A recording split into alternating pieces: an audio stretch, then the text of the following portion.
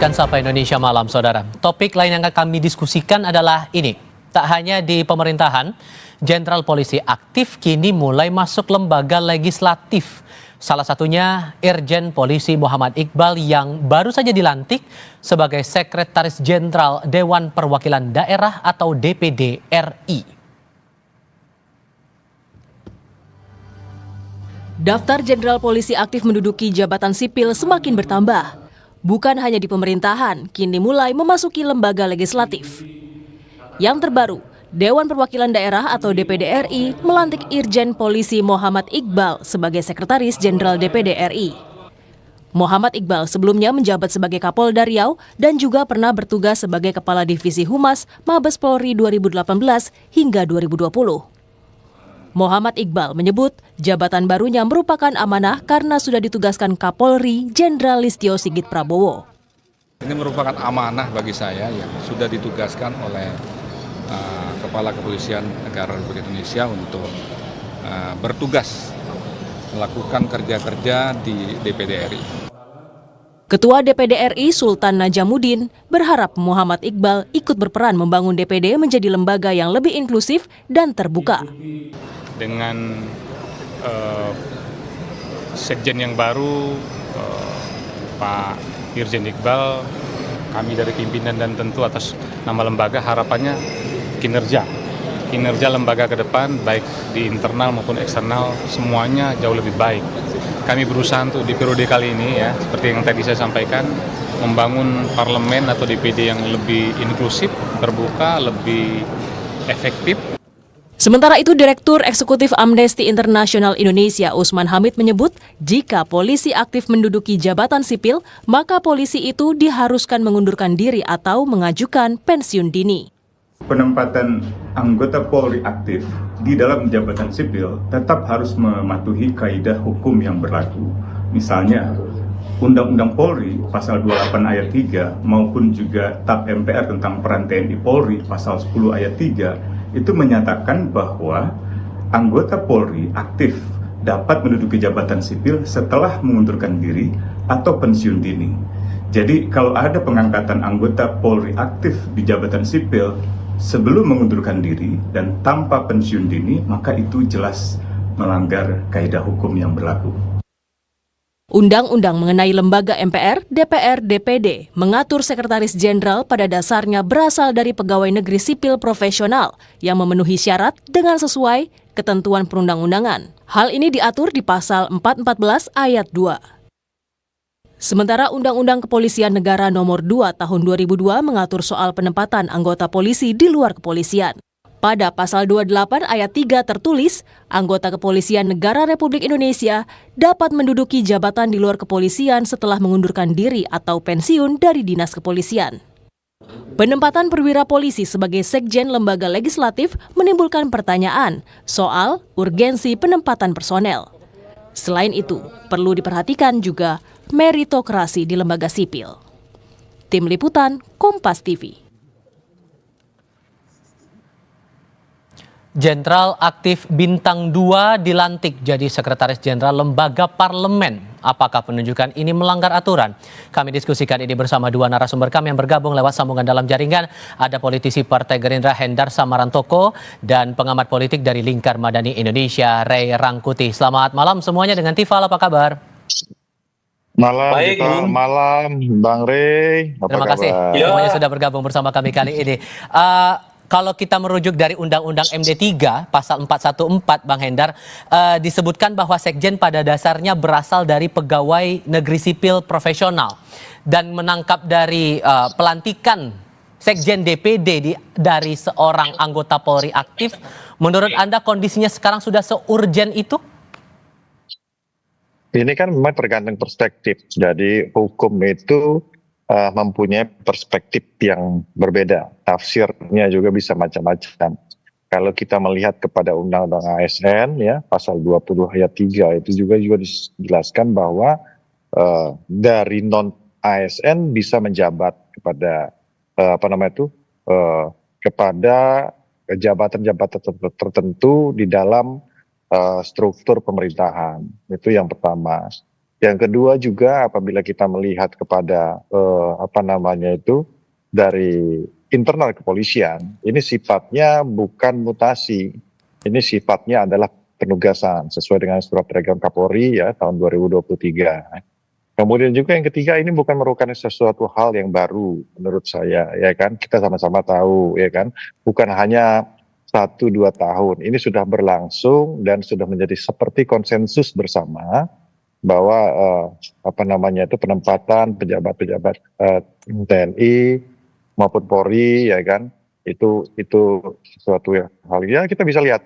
Dan jangan lupa juga contohnya di pilkada serentak kemarin, banyak sekali ya PLT kepala daerah itu dijabat oleh rekan-rekan saudara-saudara kita dari TNI dan Polri. Dan berikutnya juga ini juga harus didasarkan atas permintaan dari instansi yang berwenang yang terkait dengan hal tersebut.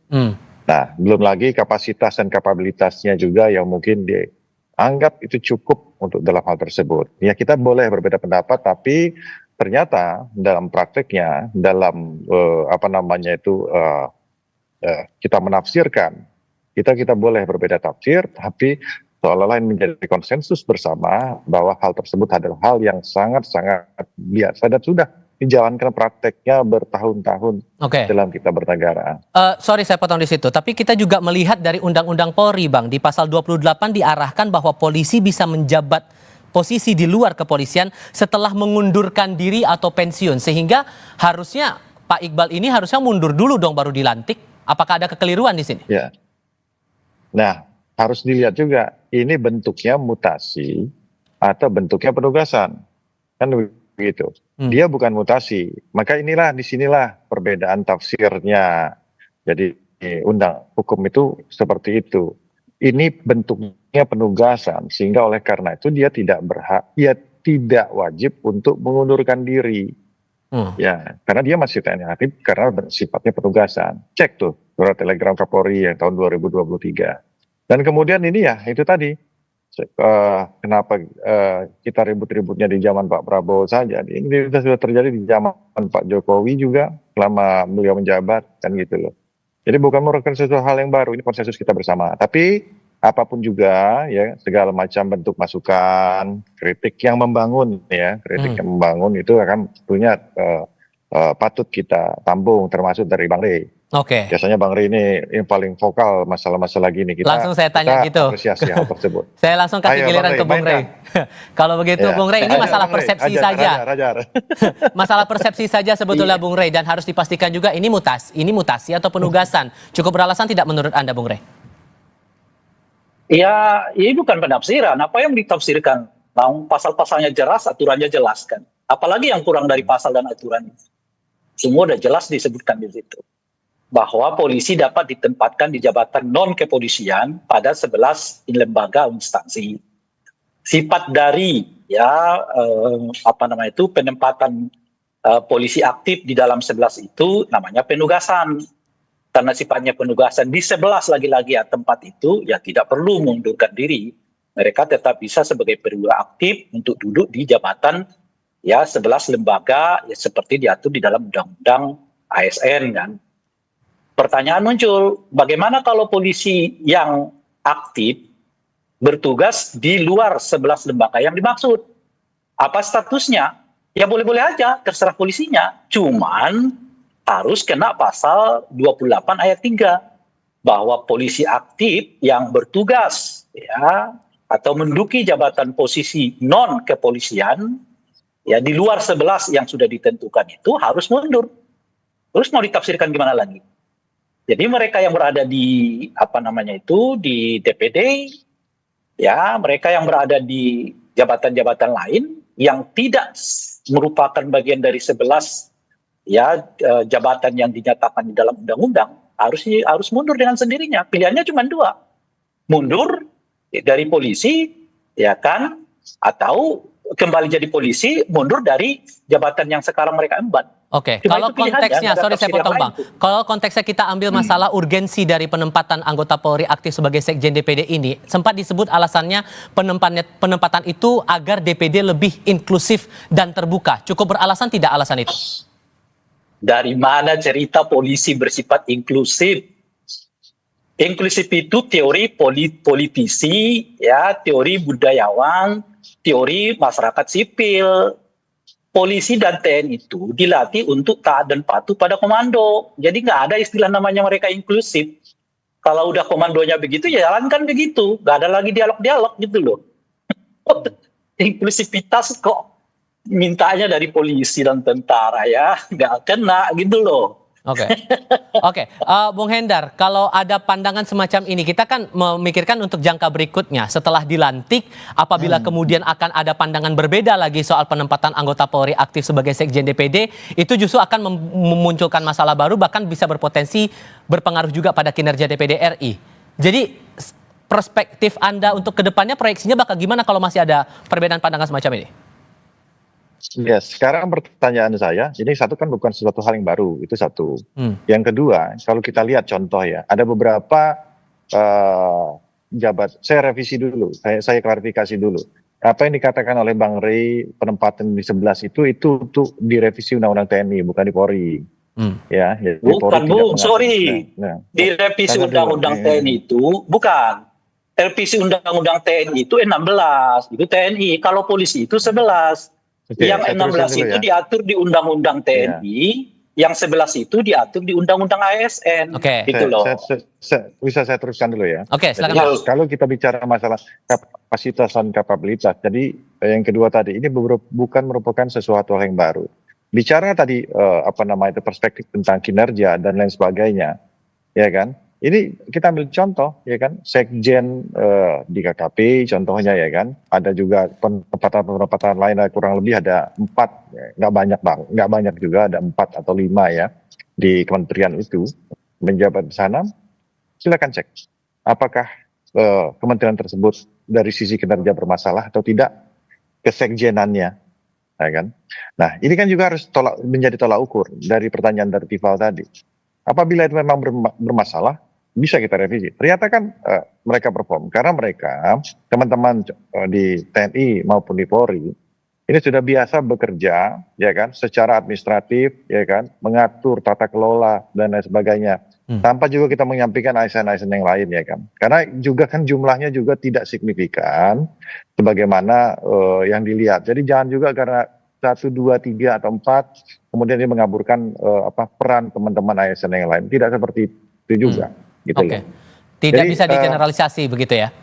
Iya, tapi begini, kita membuka diri apabila nanti kemudian ini menjadi diskursus tersendiri untuk mencari jalan keluar yang terbaik. Jadi supaya tidak menjadi perdebatan di publik, ya kan, tidak ada multi tafsir tentang masalah ini.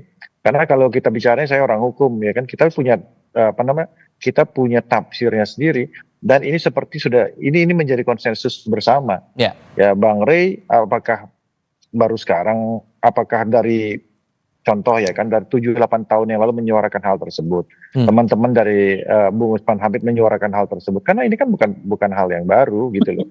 Jadi belum juga kan kalau kita mau challenge ya kan dari dulu pengangkatan yang dilakukan oleh polisi kan sebenarnya kalau mau itu kan jangan cuma sekedar biasa kita itu ya membuat narasi di publik dan opini di publik saja. Lakukan langkah action dengan contoh menggugat ini ke Pengadilan Tata Usaha Negara sehingga benar-benar kita mendapatkan suatu legitimasi publik dan legitimasi hukum yang pasti gitu loh. Bung Rey, tidak bisa digeneralisasi intinya, dan kalaupun ada masalah ya ada prosedur sendiri, itu gimana ngeresponnya? Nah, kan Bung Hendarson itu kata kuncinya 3. Pertama adalah kata beliau ini konsensus. Konsensus itu mungkin dicapai kalau aturannya nggak ada gitu loh. Ya kita konsensus deh, kita sepakat ini begini ke. Lah kalau ini aturannya jelas kok, polisi itu ya kalau bekerja di luar jabatan non kepolisian di luar 11 yang sudah ditentukan mundur, itu udah aturan tegas jelas, tidak ada interpretasi lagi di dalamnya gitu ya. Nah yang kedua ini adalah sudah lama terjadi, justru karena udah lama terjadi harus dikoreksi sekarang. Siapa yang mengkoreksinya? Pak Prabowo sebagai presiden, Hendarsam sebagai partai yang mendukung Pak Prabowo gitu loh. Bukan memaklumi yang keliru. Apa yang Anda khawatirkan kalau ini tetap berjalan? Jadi Bang Rey Pertama, pada saat dulu itu memaklumi hal tersebut gitu maksudnya. Iya. Bagaimana?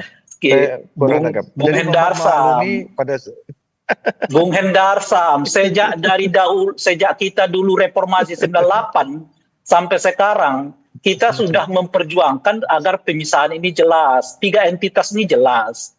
Polisi di ranah sipil yang dipersenjatai, tugasnya keamanan dan ketertiban. Kedua, TNI di pertahanan, militer, tugasnya mempertahankan keamanan negara, mempertahankan kedaulatan negara. Yang ketiga namanya birokrasi, tugasnya pelayanan publik. Sejak 98 sudah kita desain begitu. Sejak 98 kita udah menginginkannya terjadi seperti itu. Bukan sekarang ini kita teriak. Sejak 98 kita udah desainnya begitu gitu loh. Nah, makanya kita nggak pernah bisa mempermaklumkan. Nah, ada potensi sekarang untuk kembali dilihat. Saya ajak Bu Hendar Sam untuk sama-sama mengingatkan Presiden Prabowo agar hal yang keliru di masa lalu itu sudah dihentikan karena aturannya sudah jelas gitu loh kira-kira. Oke, Bung Hendar, meresponnya gimana tuh? Biar tidak ada salah guna kuasa, ada kekhawatiran di situ. Iya gitu. Ya gitu tadi, apa yang dikatakan oleh Bang Rey mengenai aturan sudah jelas, ternyata kan tidak juga. Saya kan udah ulang dari awal kan, bahwa ini bentuknya bukan mutasi, bahwa ini bentuknya adalah penugasan. Pasal 20 ayat 3 Undang-Undang ASN juga menyatakan hal tersebut. Dan belum lagi kalau kita bicara masalah data ini, hitungan saya nih, saya baca cuma 4 kok, ya kan? Dan sudah dilakukan di periode-periode sebelumnya, ya kan, sebelum Pak Prabowo. Jadi bukan juga kita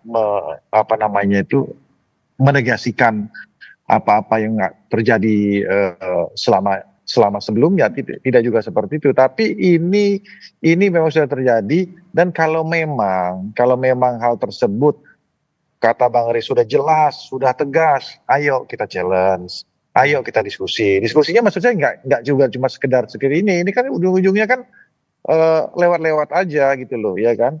Bisa di challenge ke petun, itu contoh. Atau kita rembuk bersama, kita ajukan ada revisi terkait dengan hal tersebut. Atau gimana? Apalagi. Jadi nggak selesai ini wacana-wacana di publik sehingga orang ini membentuk opini publik yang tidak produktif. Oke. Saya rasa ya kayak gini kan nggak produktif menurut saya gitu loh ya. Bung Rey, pembuktiannya harus gimana kalau gitu? Kita ngobrol-ngobrol, ya kan? Nggak ada, udah jelas tegas kok. Yang jelas tegas itu nggak usah dipertegas, nggak usah sampai ke pengadilan segala. Gitu loh kira-kira. Udah jelas tegas, udah dibuat aturannya, nggak ada tafsir lagi di atas itu semua. Tinggal mau gerak apa enggak, geraknya apa? Efektif cara kerjanya, apa itu? Minta Presiden Prabowo mendisiplinkan semua ini. TNI yang bekerja di luar 16 ketentuan yang sudah diatur, minta 2 hal. Anda mau berhenti dari TNI atau Anda kembali ke TNI, tinggalkan jabatan yang lama. Polisi yang bertugas di luar 11 yang sudah ditentukan, minta pilihan cuma 2. Anda mundur dari polisi atau Anda kembali ke polisi, tinggalkan jabatan yang sekarang Anda emban. Selesai. Yang dibutuhkan sekarang adalah tindakan efektif, tindakan tegas, gitu. Karena aturannya udah dibuat, sudah lama kita buat aturan itu, ya kan? Udah puluhan tahun tuh aturan, dan dilanggar terus. Nah, karena dilanggar terus, ya jangan dibilang udah biasa tuh. Justru karena itulah presiden baru itu dibutuhkan salah satunya mengkoreksi kebiasaan yang melakukan pelanggaran terhadap aturan yang sudah berlaku. Kan katanya harus disiplin. Ya, jadi TNI disiplin lagi, apalagi polisi juga harus disiplin. Disiplin apa? Atas aturan sudah diberlakukan. Gitu loh kira-kira. Bung Hendar, terakhir untuk Anda. Jadi hal apa yang harus dibuktikan oleh Pak Iqbal yang sudah kadung dilantik saat ini biar menunjukkan bahwa ya tidak ada salah guna kuasa di sini? Ya kan yang jadi masalah apakah ini bentuk pelanggaran hukum atau tidak? Itu kan pertanyaannya. Iya, Bung Hendar. Iya, benar. Bang Rey mengatakan hal tersebut. Iya kan, kok bagaimana sih? Saya kan orang hukum, Bang. Jadi kan saya tahu persis. Iya, jelas lah. Teknis lagi. Benar, saya jelaskan dulu. Silakan Bang Hendar. Itu, ya kan. Jangan dipotong dulu. Oleh karena itu, kita challenge masalah itu. Jadi jangan cuma bicara tentang masalah opini di publik saja. Kalau benar-benar percaya diri, seperti yang dikatakan oleh Bang Rey tadi, mau ini ada salah satu bentuk pelanggaran terhadap undang-undang, ya seperti itu, ayo kita challenge, kita koreksi sama kita bareng-bareng. Ya kan? Mana yang betul? Habis itu kita patuh terhadap itu, ya kan? Sampai sekarang tidak ada yang men-challenge hal tersebut, ya kan? Cuman narasi-narasi saja yang ada di publik, sehingga publik ujungnya menjadi bingung kan, akhirnya nggak menjadi produktif terkait dengan hal tersebut. Ayo sama-sama. Oke. Abang banyak tuh, lawyer-lawyer lain banyak tuh. Lakukan hal tersebut, itu paling langkah paling produktif dan paling konkret Iya kalau kan, pengen mengkoreksi. iya kan men-challenge itu kan tidak harus pakai lawyer. Saya minta Hendar Sam sebagai anggota Nggak bisa, partai nggak dari bisa. presiden yang sedang berkuasa, Nggak meminta bisa. presiden menertibkan Bang ini Rey. semua. Selesai Bang kok. Rey. Kalau Rey, presiden Bang Rey. menyatakan, hey, polisi yang Anda- ditugaskan di luar Anda- 11 yang ditentukan undang-undang, saya perintahkan, kata presiden, untuk mundur. Selesai. Atau Iya. untuk tetap untuk menjadi anggota polisi tapi mundur dari jabatan yang lama. Selesai, efektif, macam-macam, nggak ada yang berdebat di situ. Iya, artinya kan Ray Rangkuti ingin atur-atur presiden. Artinya, Oke. Hendar Sam Baiklah. sebagai anggota Ray partai Rangkuti. politik dari presiden yang sedang berkuasa, Oke. tunjukkanlah kepedulianmu terhadap ya aturan Terhadap main apa? yang sudah baku. Dengan Sudah kami meminta tangkap. Oke. presiden segera memerintahkan polisi aktif yang duduk di luar 11 ya jabatan Baik. yang ditentukan undang-undang untuk mundur atau kembali ke polisi, tinggalkan jabatan yang lama. Sudah kami tangkap poin Anda masing-masing, Bang Hendar Sam Marantoko dan Bung Ray Rangkuti. Iya. Terima kasih sudah Iya. berbagi pandangan Halo, bersama iya. kami. Selamat malam semuanya. Berita lain hadir sebentar lagi. Komisi Pemberantasan Korupsi menggeledah kantor Kementerian Ketenagakerjaan di Jakarta. Apa yang hendak dicari penyidik? Laporan langsungnya hadir sebentar lagi.